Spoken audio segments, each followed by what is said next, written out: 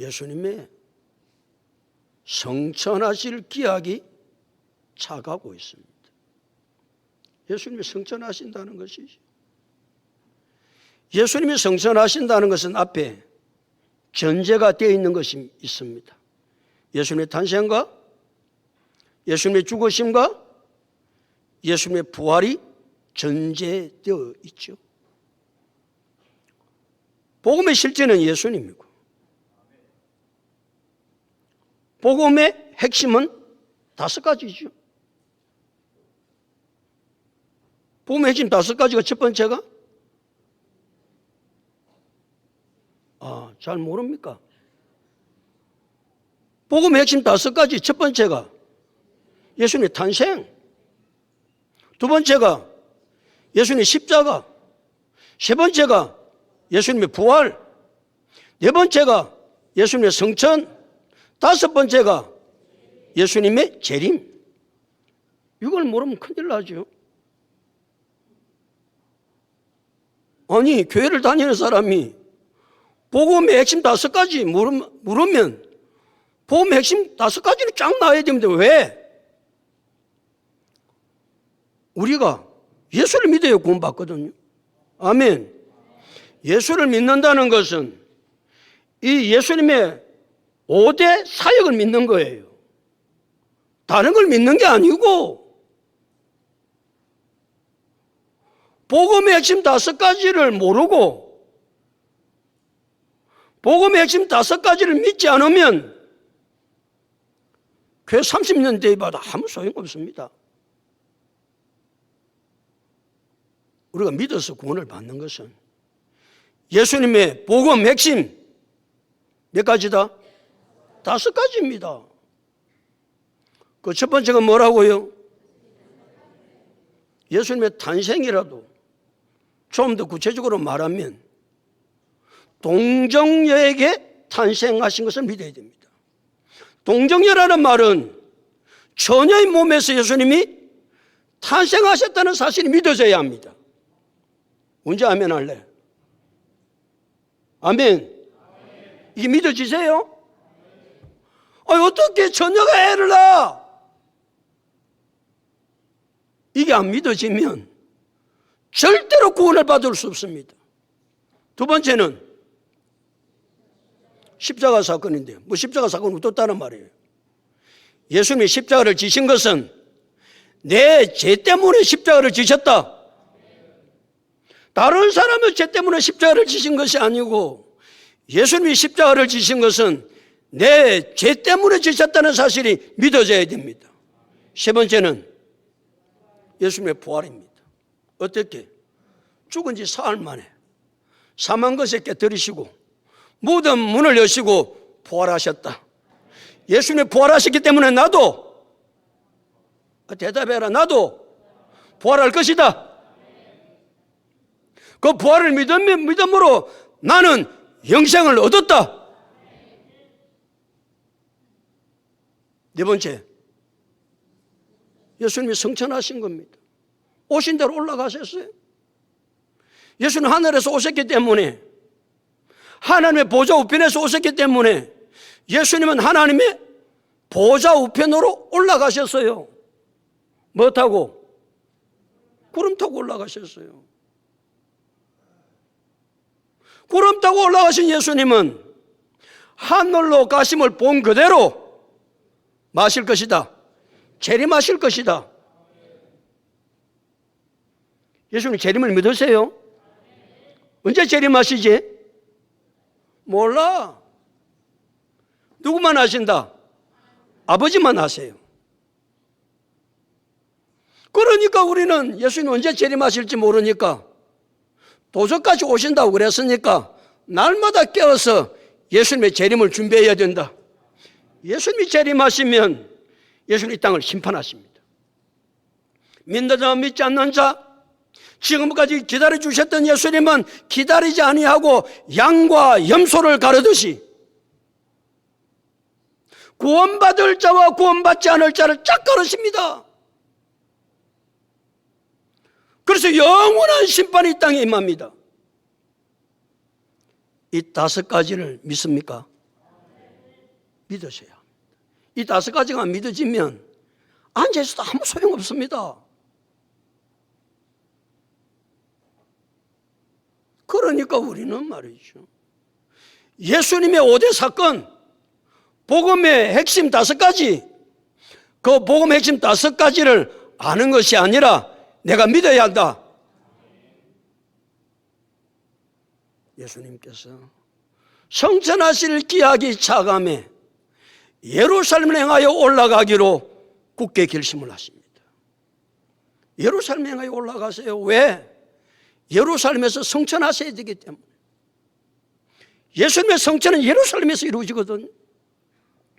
성천만 예루살렘에서 일어나는 것이 아니고 예수님의 십자가의 죽으심과 예수님의 부활과 예수님의 성천은 어디에서 이루어진다?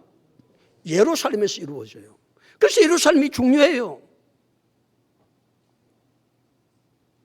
예수님께서 성천하실 기약이 차감해 예루살렘으로 올라가기로 어떻게 하셨다? 굳게 결심하세요. 성천하기 위해서 굳게 결심하는 게 아니고 성천하기 전에 전제되어 있는 것이 예수님의 십자가의 사건입니다. 예수님의 십자가는 참혹한 사형틀입니다. 예수님께서 십자가 위에 쌓인 사형틀은 손과 발에 못을 박아 그 손과 발에서 피와 물이 다 쏟아질 때까지 사람의 생명은 붙어 있거든요. 아니면 사람의 손을 하나 잘라가지고 그 피가 논다고 한다면 순식간에 녹겠죠. 그러나 십자가의 사형틀은 그렇게 하지 않습니다. 손과 발에 못을 박습니다. 그 못 박은 사이에서 물과 피가 쏟아집니다. 그 물과 피가 다 쏟아질 때까지 십자가 위에서 매달려 있는 거예요. 여러분, 내 몸에서 물과 피가 조금씩 쏟아졌어. 없어서 내가 그 위에서 죽는다.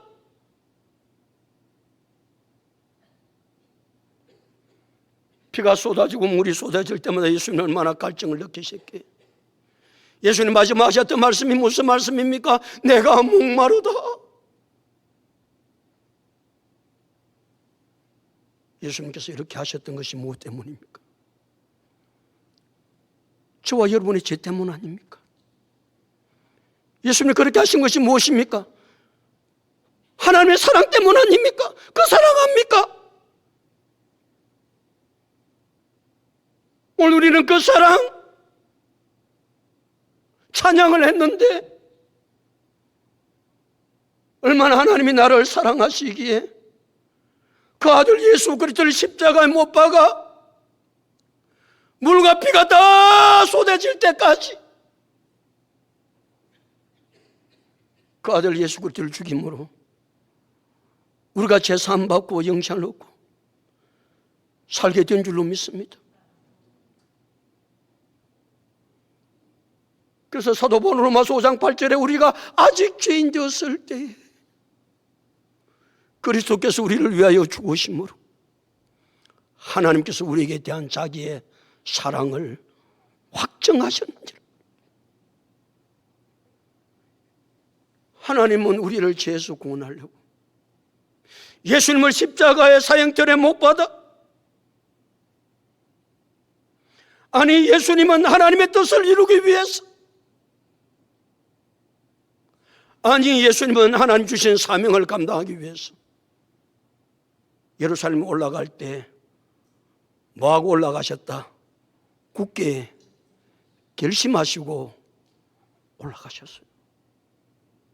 굳게 결심하지 않으면 일은 할 수가 없기 때문에 예수님 하나님의 뜻을 이루고 하나님의 주신 사명을 이루기 위해서 굳게 결심하고 나아갔던 것처럼 저와 여러분도 하나님이 주신 뜻을 이루고 하나님이 주신 사명을 이루기 위해서는 굳게 결심해야 한다. 하나님의 뜻은 아무나 이룰 수 있는 게 아닙니다. 진하게나 아무나 하나님의 사명을 이룰 수 있는 게 아닙니다. 하나님의 뜻과 하나님의 사명을 이루기 위해서 내 자신이 뭐 해야 한다? 굳게 결심해야 한다. 굳게 결심하지 않고 하나님의 일을 할 수 있는 것은 아무것도 없습니다.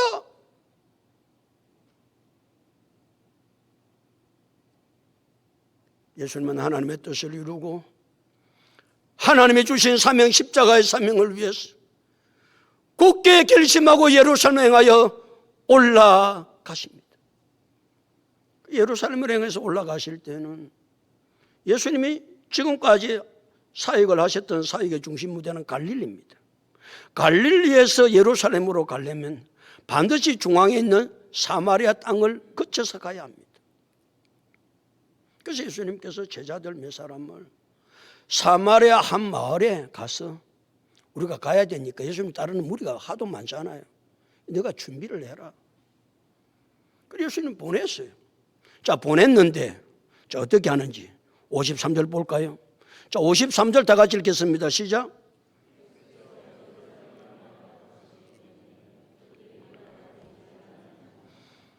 예수께서 어디를 향하여 가시기 때문에 예루살렘을 향하여 가시기 때문에 그들이 맞이 아니했다.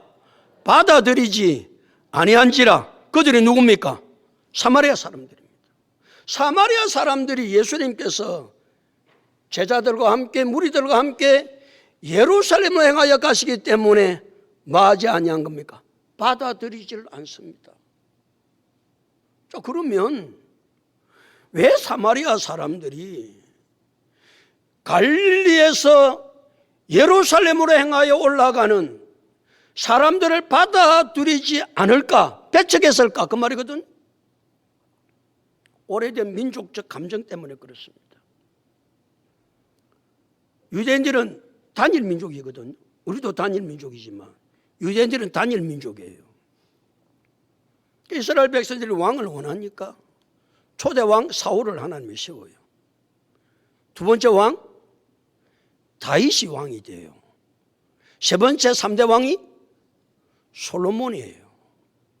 솔로몬이 왕이 되었을 때 단일 민족인 이스라엘은 둘로 분단됩니다. 남북으로 분단, 우리나라 똑같아요. 남북으로 분단이 돼요. 북이스라엘, 남유다로 둘로 나누어져요. 나라가 왜 나누어집니까? 문제가 왜 생깁니까? 원인은 탐심에 있다. 탐심. 그래서 탐심이 무서운 거예요. 그러니까 남과 북이 나누어진 거예요. 남과 북이 나누어져요. 남과 북이 나누어졌을 때 북쪽 이스라엘은 거기 예루살렘 성전이 없어요. 유다에 예루살렘 성전이 있거든요. 그러니까 예루살렘 성전이 가까이 있는 남유다 사람들은 어떻게 해서든지 여호와 하나님만 섬기고 민족의 정체성을 잃지 아니하고 종교적 정체성을 잃지 아니하고 이 여호와 하나님만 섬기기 위해서 발부둥을 쳐요. 근데 북이스라엘은 달라요. 북이스라엘은 이 신도 섬기면 건강해지고 저 신도 섬기면 부자 살고 이 신도 섬기면 팔자 패인다 하더라. 우상, 이 우상, 저 우상을 다 섬겨 우상을. 그때 여호와께서 선지자들을 보내요. 야, 신은 여호와 하나님 한 분밖에 없어. 아멘. 여호와만 하나님만 섬겨야 돼. 돌아와. 근데 북이스라엘 백성들은 말 안 듣습니다. 왜? 눈에 보이는 것, 돈, 건강, 출세, 형통. 그때 여호와께서 경고하세요. 봐라. 너희가 우상을 버리고 내게로 돌아오지 아니하면 내가 너희를 멸망할 거야. 경고하십니다. 경고하는 소리를 북이스라엘 백성이 듣지 않습니다. 여호와께서는 말씀하시면 그 말씀대로 행하세요. 그래서 BC 722년 아수르 나라를 통해서 북이스라엘을 멸망시켜요. 북이스라엘 망해요. 멸망되었어요. 그때 아수르가 정책을 펴는데 혼합 정책을 펴요. 북이스라엘 사마리아를 중심으로 있는 이스라엘 백성들을 끌고 아수르 여러 지방에 흩어져서 포로로 흩어져서 살게 해요. 집단을 이루어서 살게 하는 것이 아니고 흩어져서 살게 해요. 또 아수르 있는 아수르 사람들을 북이스라엘 수도인 사마리아 땅에 아수르 사람들 정착시켜요. 그러면 어떻게 되겠죠? 혼혈아가 생기겠죠. 그러니까 혼혈아가 많이 생기게 된 거예요. 그러니까 유대인의 그 혈통의 정통성이 없어지게 된 거예요. 종교도 혼합 종교가 돼요. 그래 안 해도 이방신을 많이 섬기던 이스라엘, 북이스라엘이 말이죠.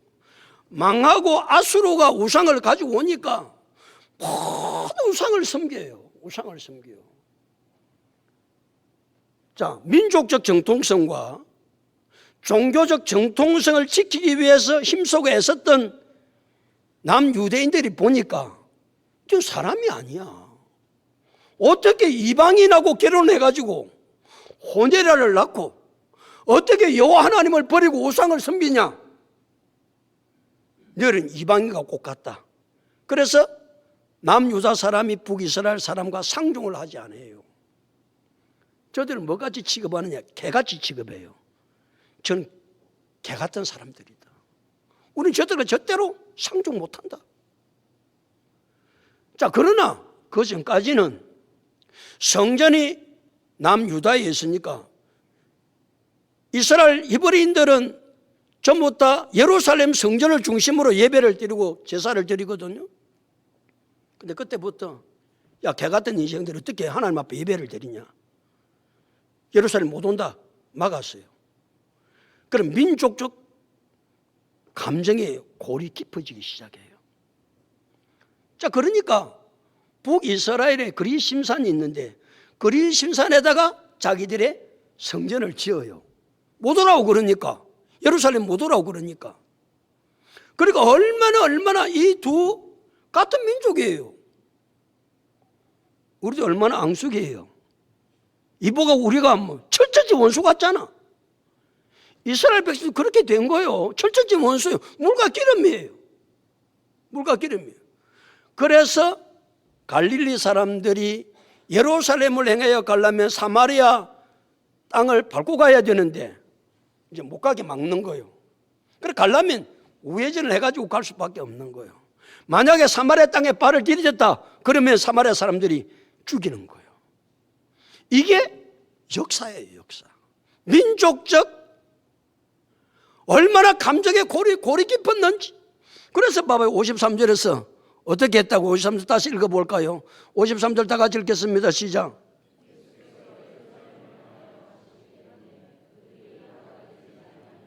왜 받아들이지 않은지 이해가 가시죠? 못 간다. 못 간다. 자, 예수님이 말이죠. 지금 중심사역이 갈릴리 중심사역을 하다가 성천할 기약이 차감해 예루살렘을 향하여 올라가기로 결심을 하고 예루살렘을 향하여 가는 가장 지름길은 사마리아 가운데를 통과하는 건데 예수님의 사마리아 사람들이 반대할 것을 몰랐을까요? 아셨습니다. 아신데도 예수님은 왜 사마리아 땅을 가려고 그러실까요? 원수같이 생각해도 하나님은 원수도 사랑하시고 예수님이 이 땅에 오신 목적은 영혼 구원하기 위해서 이 땅에 오셨기 때문에 그 사마리아 영혼들이 너무 불쌍했어.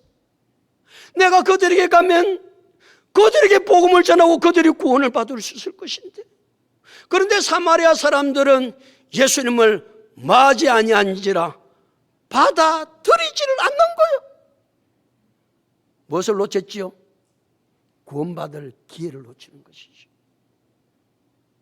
인생을 살아갈 때 하나님 우리에게 기회를 주시는데 그 기회를 주실 때에 기회를 놓치지 않기를 축복합니다. 오늘은 무슨 기회다? 뭐 구원받을 게 구원은 다 받았잖아. 이거 주에.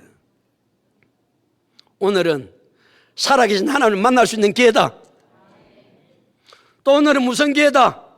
은혜 받을 수 있는 기회다. 은혜 아니면 나는 못 산다. 은혜 받아야 산다. 지금은 하나님을 만날 수 있는 기회요. 은혜 받을 수 있는 기회다.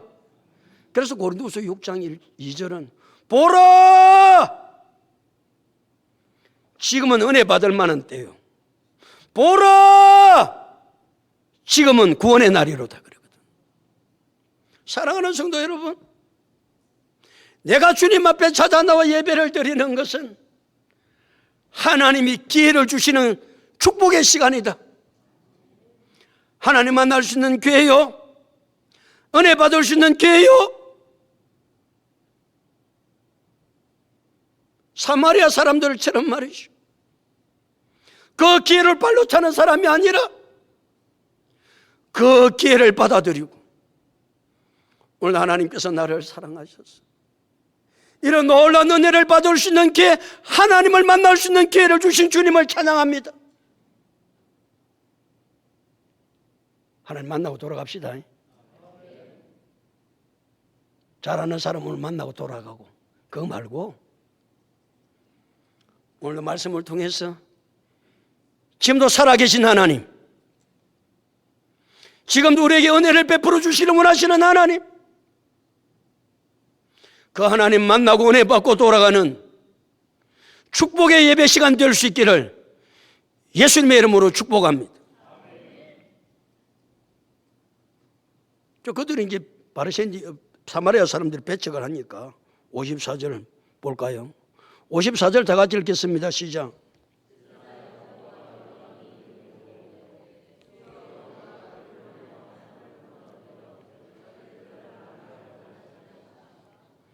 제자 야고보와 요한이 이를 보고 여짜오되 주여, 우리가 불을 맹하여 하늘부터 내려 저들을 맙시다, 멸합시다.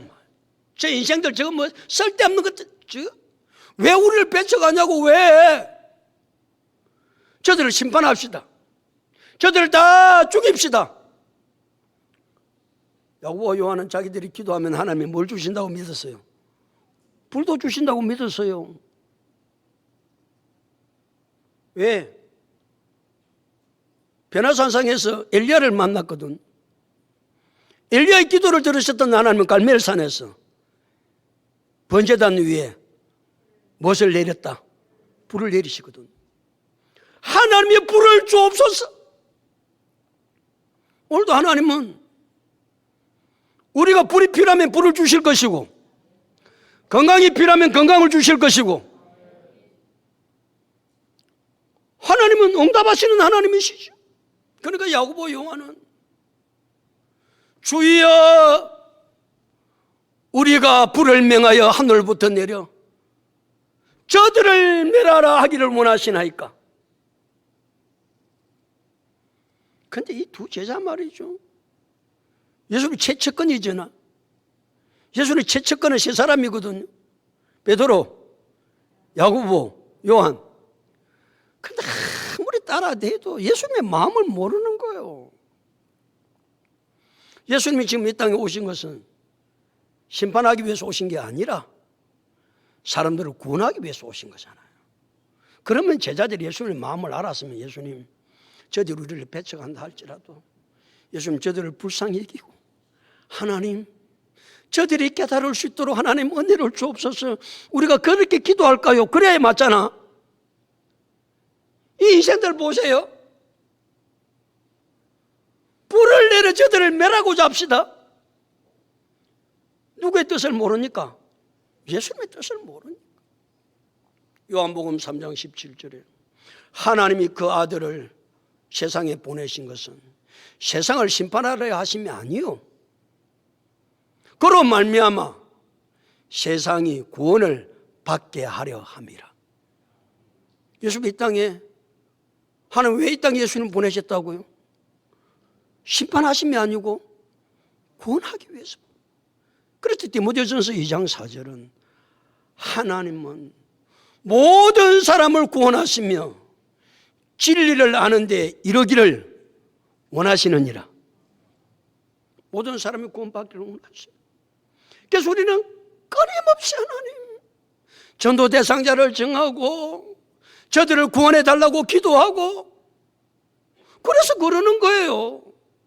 하나님이 원하시는 뜻은 모든 사람이 심판을 받지 않고 구원을 받기를 원하시고 진리를 아는데 이르기를 원하시니까 우리는 하나님의 뜻을 쫓아 믿음으로 산다. 우리 그렇게 기도한다.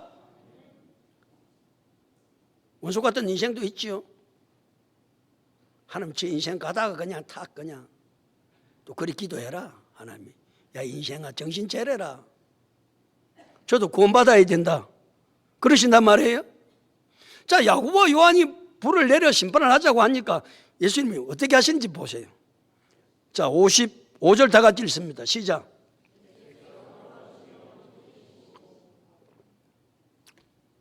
야고보와 요한이 무슨 생각하고 예수님께 그 제안을 드렸을까? 아니 예수님을 거절한 저희 인생들 말이지 불 내려가지고 심판받게 하자고 그랬으면 그래 아이고 너가 그래 잘 안 해 그래 막 기도해가지고 다 타야 죽이버려 심판하자. 너 생각 참 잘했다. 이랬으면 얼마나 좋게? 예수님께서 어떻게 하셨다? 돌아보시며 마세요. 꾸짖으세요. 정신 차리라 이 사람아.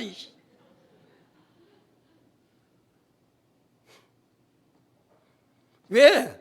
예수님의 생각과 전혀 달라요. 사람은 보복하고 사람은 심판하고 뺏어가는 자 죽이고. 그런데 예수님은 그렇게 하지 않으세요. 예수님은 돌아보시며 꾸짖어요. 최측근이에요. 예수님께서 가이사라 빌립보 지방에 가셨어요. 예수님께서 가이사라 빌립보 지방에서 제자들에게 내가 십자가를 지고 죽임을 당할 것이다. 십자가를 질 것이다. 그러니까 최측근 중에 측근인 베드로가 주여 그리 마옵소서. 이 일이 결코 죽게 미치지 아니하리이다. 예수께서 돌이키시며 베드로에게 이르시되 뭐라고 하셨어요? 잘했다. 그래 알겠다. 난 안 죽는다. 걱정 말아라. 그래서요? 내 입으로 말하기 싫다. 너가 말해라. 사탄아 내 뒤로 물러가라. 너는 나를 넘어지게 하는 자로다. 내가 하나님의 일을 생각하지 아니하고 도리어 사람의 일을 생각하는도다. 엄하게 꾸짖었습니다. 엉뚱한 소리 하는데 엄하게 꾸짖어야지. 그래 뭐 잘했다. 그래 뭐 괜찮다. 그래요? 정신 나간 소리를 하면 꾸짖어야지.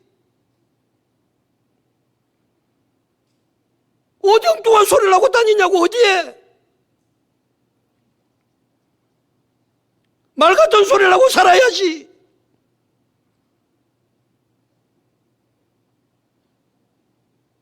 예수님은 베드로를 엄히 꾸짖었습니다. 야고보와 요한을 돌아보시며 꾸짖으시고. 그럼 예수님은 어떻게 하실까? 56절 다 같이 읽습니다. 시작.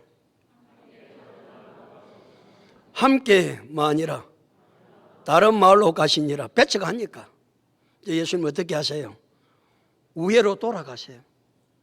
지름길로 가고 싶지만 배척하니까. 배척하는 자들과 뭐 할 수 없는 겁니까? 싸울 수 없는 거죠. 우리 인생을 살다가 많이 부딪혀요. 부딪히면 뭐예요? 부딪히면 어떻게 하냐고. 돌아가면 된다. 대답해라. 돌아간다. 뭐 해도 힘들어도 돌아가면 힘들거든요. 손해 가도 어려워도 배척하면 안 받아들이면 뭐 한다? 돌아간다. 대답해라 좀. 싸울 기가. 손해가고 힘들어도 받아들이지 아니하면 많은 거요, 돌아가는 거예요. 예수님께서 이 땅에 탄생하실 때 누가복음 2장에는 예수님의 탄생의 사건을 자세하게 기록하고 있는데, 예수님이 탄생하실 때 수많은 천군의 그 천사들과 함께 하나님을 찬송하여 이르되, 지극히 높은 곳에서는 하나님께 영광이요, 땅에서는 기뻐하시는 사람들 중에 평화로다. 예수님 이 땅에 싸우러 오신 분이 아니고 평화를 주기 위해서 오셨다. 마지 말자. 내 의견이 안 받아들여져도 마음은 안 된다. 싸우면 안 된다. 대답 좀 크게 하고. 싸울래? 남편과 아내 사이도 그렇잖아요. 남편이 의견을 냈는데 아내가 안 받아들이면 뭐 해야 돼요? 돌아가면 돼요. 그래, 알았다 그래. 그럼 이렇게 네가 내 말을 안 듣나? 나는 내 고집대로 한다. 이러면 집구석이 망해요.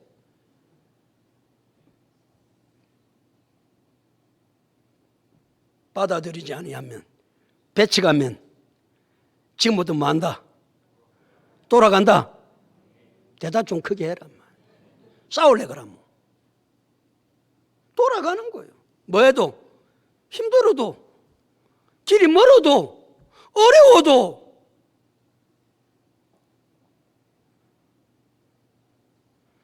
예수님께서 이제 제자들과 함께, 일행과 함께 이제 돌아가 길을 가고 계실 때 사건이 하나 일어났습니다. 57절 다 같이 볼까요? 57절 다 같이 시작.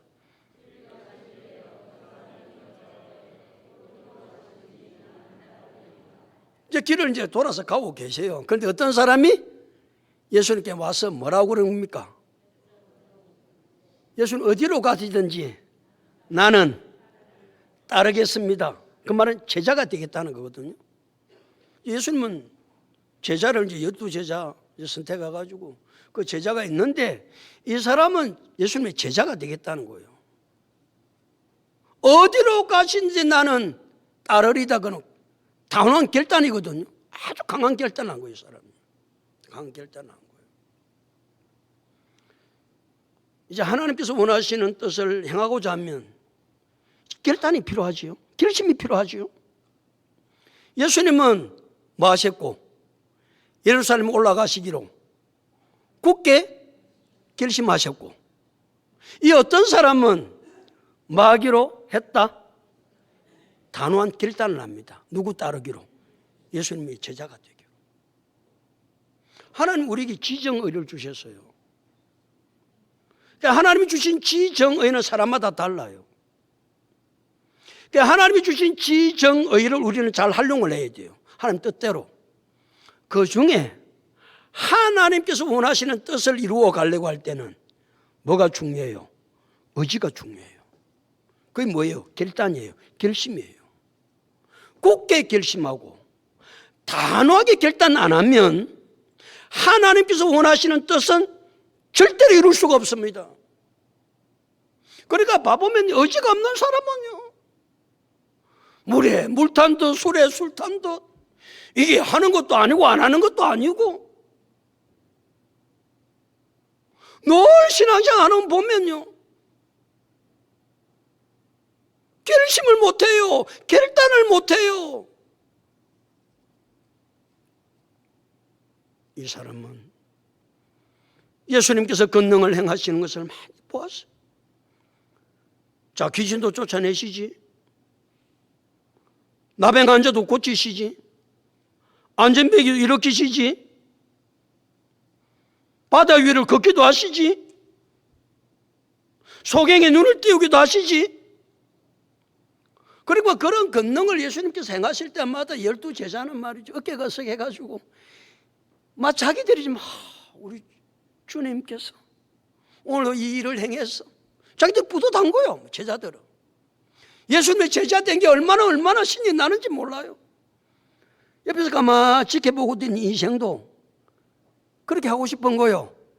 예수님의 제자가 되면 이 사람들처럼 예수님께서 권능을 행하실 때마다 어깨가 좀 어색하고 좀 자기가 좀 나타내고 싶고 그러고 싶은 거요. 그래서 어디로 가신지 나는 말이다, 따르리다. 그럼 예수님 뭐라고 그러셔야 돼? 그래, 됐다. 아유, 좋네. 아유, 그래, 네가 결심 잘했네. 그래, 내 따라와. 이러세요? 그럼 예수님 뭐라고 말씀하고 58절 볼까요? 예수님 뭐라고 말씀하시는지 58절 다 같이 시작.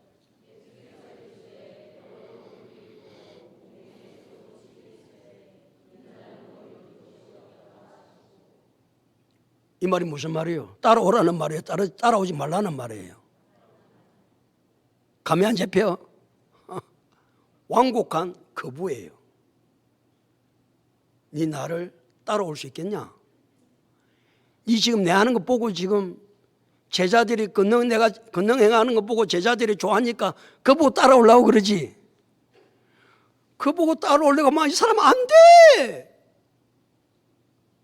그래 예수님께서 가르쳐 주시는 거예요. 뭐라고?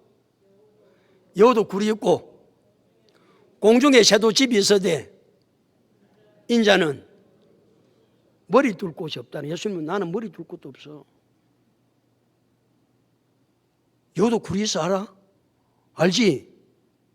알지? 그래서 여우 굴이 없는 저녁이 되면 여우도 자기 쉴 곳이 있어서 집에 찾아 들어가요. 공중의 새도 집에 다 있습니다. 쉴 곳이 있습니다. 그 예수님 뭐라고 하시는 거예요? 나는 쉴 곳 없어. 나는 오늘 밤에도 어디서 쉬어야 될지 몰라. 내일 밤에도 어디 쉬어야 될지도 몰라. 모레도 몰라. 이 생각 잘 해봐야 돼. 지금 네 나를 따르겠다 단호하게 결심했지. 그런데 네가 결심한 거는 좋은데 카페트만 깔려있는 게 아니야. 나는 쉴 곳이 없어. 알아? 오늘 밤도 어디 자야 될지 몰라. 나를 따르면 고난과 환난과 역경과 배척과 비참함과 수많은 것들이 나를 따르면 찾아오는 것이 고난인데 환난인데 어려움인데 네가 그걸 다 각오하고 나를 따를 수 있어? 그렇게 물으시는 거예요. 여러분 처음에 교회 올 때 왜 왔어요? 교회면 잘 된다더라. 하나님 다 알아서 해주신다더라. 건강도 회복된다더라. 질병도 고친다더라. 팔자가 패인다더라. 출세길이 열린다더라.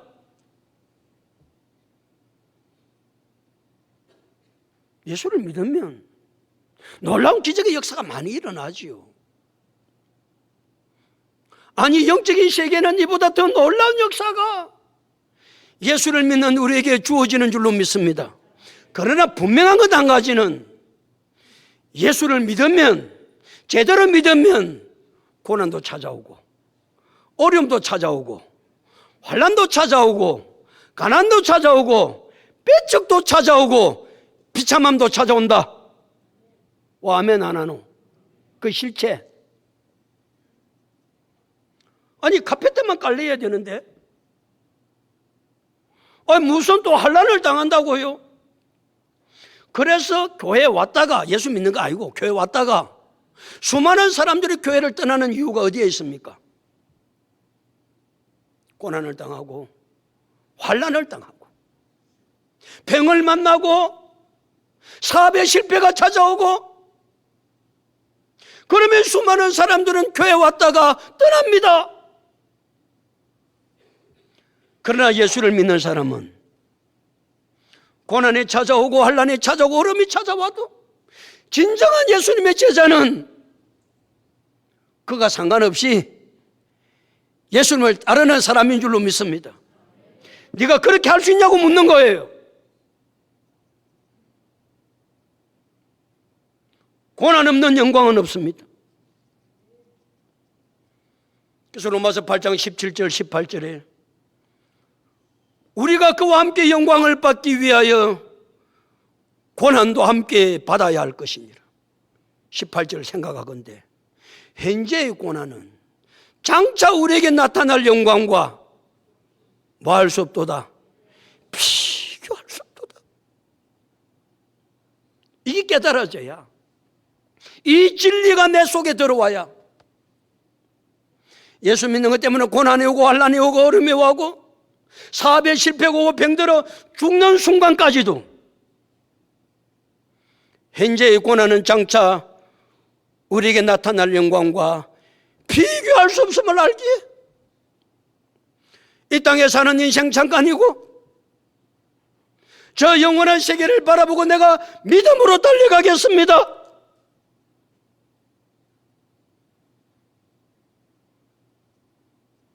환상만 가지고 어떤 사람이 예수님을 단호하게 결심하고 따르겠다고 했을 때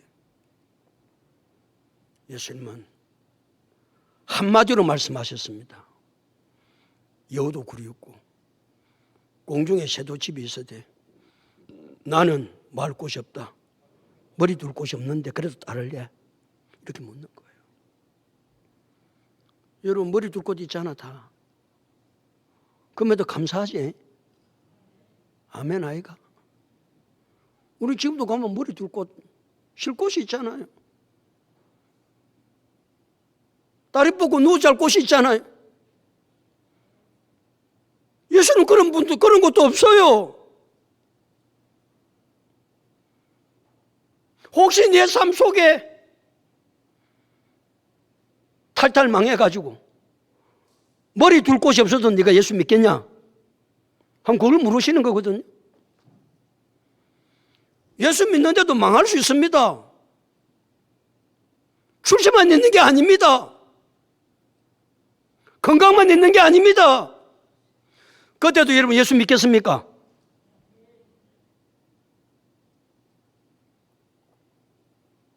이걸 지금 우리에게 묻는 거예요. 수많은 사람들이 예수님을 따르려고 그럽니다. 그때 누가복음 9장 23절에 또 무리에게 이르시되 아무든지 나를 따라오려거든 자기를 부인하고 날마다 제 십자가를 지고 나를 따를 것이니라. 자기를 뭐하고 부인하고 나라는 존재를 인정하지 말고 나라는 존재는 없다고 생각하고 내 삶의 주인은 지금부터 내가 아니고 내야. 그렇게 살 수 있어? 그렇게 살 수 있으면 나를 따라와. 그냥 맨날 내가 주인입니다. 그러려면 따라오지 말고 날마다 제 십자가를 지고 나를 따를 것이니라. 날마다 우리에게 주어진 십자가가 있죠. 내가 네게 어떤 십자가를 줘도 네가 따라올 수 있냐? 그럼 내 따라와. 그 십자가 줬다고 무겁다고? 왜 내게 이런 십자가 주었습니까? 라고 말할 것 같으면 내 따라오지 마 좀. 귀찮아.